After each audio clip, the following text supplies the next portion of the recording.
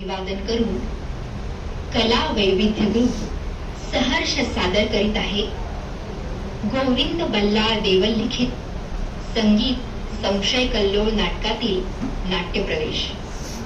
कलाकार कृतिका रेखा जोशी, रोहिणी स्मिता दामले कुलकर्णी, दिग्दर्शन स्मिता दामले कुलकर्णी. सादर करत आहोत संगीत संशय कल्लोळ मधील एक प्रवेश. कृतिका तिच्या खोलीच्या खिडकीतून रस्त्यावर पाहते तो काय, तिच्या यजमानांच्या म्हणजेच फाल्गुनरावांच्या मांडीवर एक बाई निजलेली असते. फाल्गुनराव दुसऱ्या हाताने तिला वारा घालीत असतात.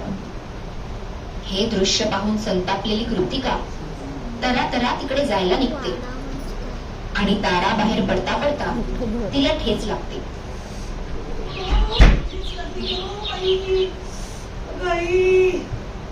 ते म्हणतात ना, गाईत गाई आणि विंचू डसला ग बाई.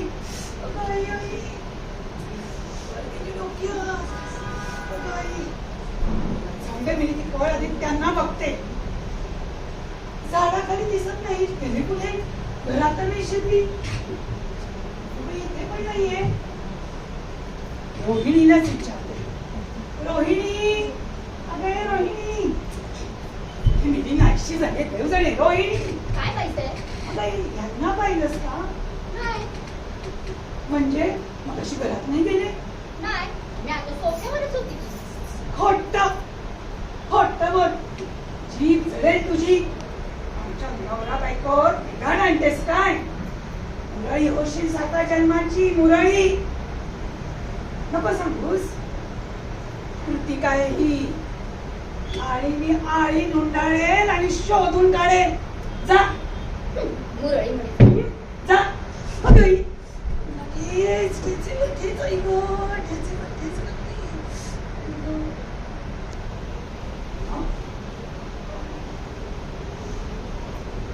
तस्वीर तिच्याच पैकी कोणाची तरी दिसतीये. ठीकच झालं, लपून बसा. आता पाताळात म्हणावं. सुतावरून स्वर्ग गाठणारी कृतिका आहे ही. असा तिथून शोधून काढेल तिला. नाही, पण आधी यांची खोड मोडली पाहिजे चांगलीच. आज हे केलंय म्हणजे त्या सटवीला माझ्या उरावर आणून बसवते. नवरे नवरे नवरे, कसले मेले कसाब नवरे.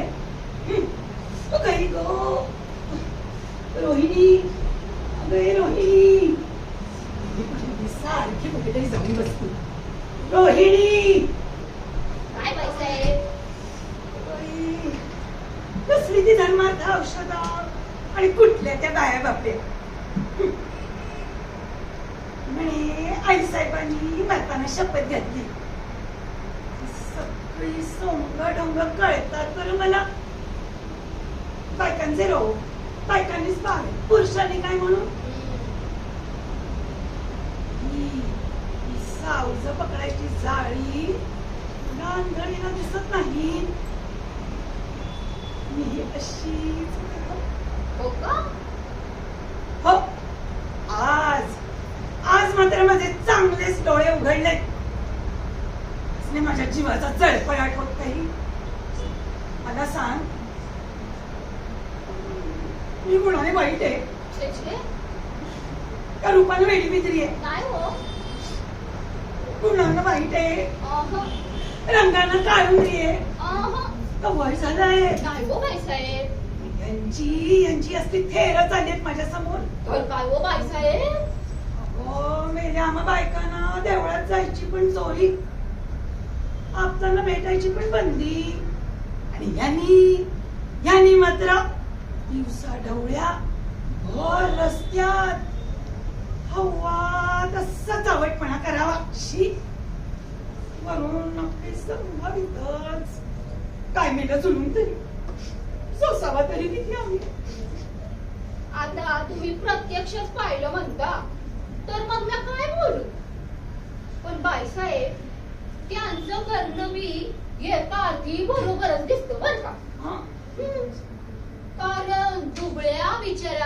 बरोबर जर गाजवायचं नाही तर आमच्या पुरुषांनी आपला सूरपणा, आपला स्वतंत्रपणा, आपली आरेरावी गाजवायची तरी कुठं?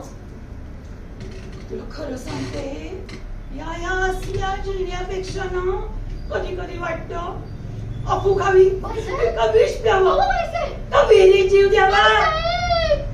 अगं आता नाही ग, हा, मग ठीक आहे.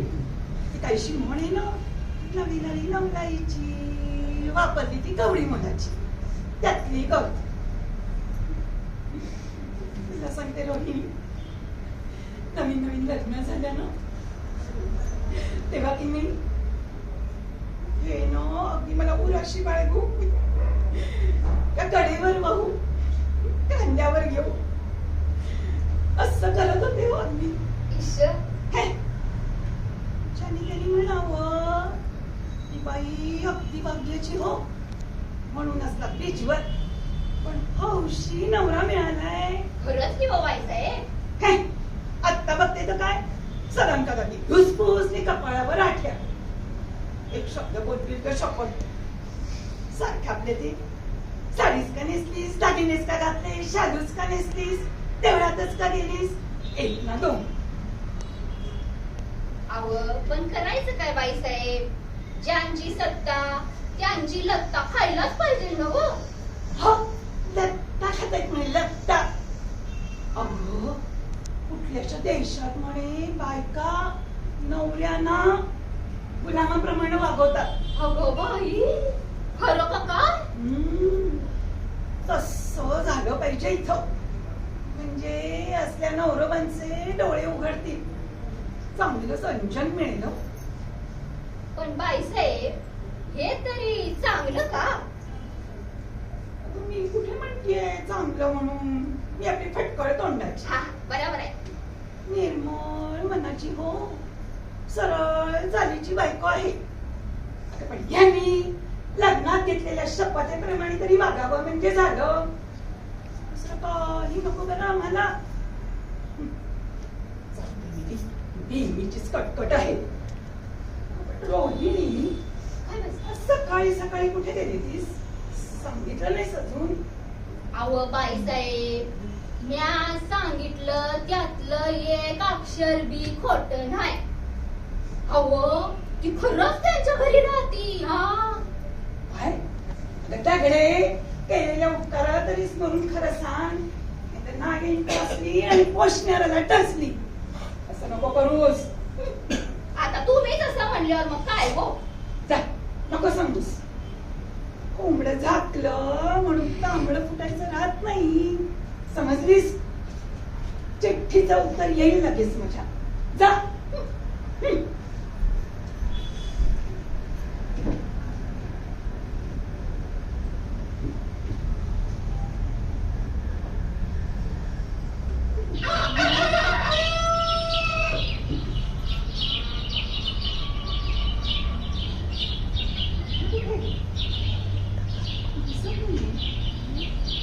हे रोहिणी, रोहिणी, साक्षी कुठे वेगळी जाऊन बसते. अगं रोहिणी, बाईसाहेब, बाईसाहेब. या आला. कुठे गेली ती आपली धिंका? मला विचारल्याशिवाय कशी गेलीस का? हा, रागावू नको बाईसाहेब. अव त्या साथीला तुम्ही नाही माहिती बोललात, मला बी तसलंच म्हटलं. माझं मेलीच एक राहू द्या हो, पण तिची समजूत कराया म्हणून तिच्याकडे गेलते बघा. समजलं समजलं, का गेली दिसते.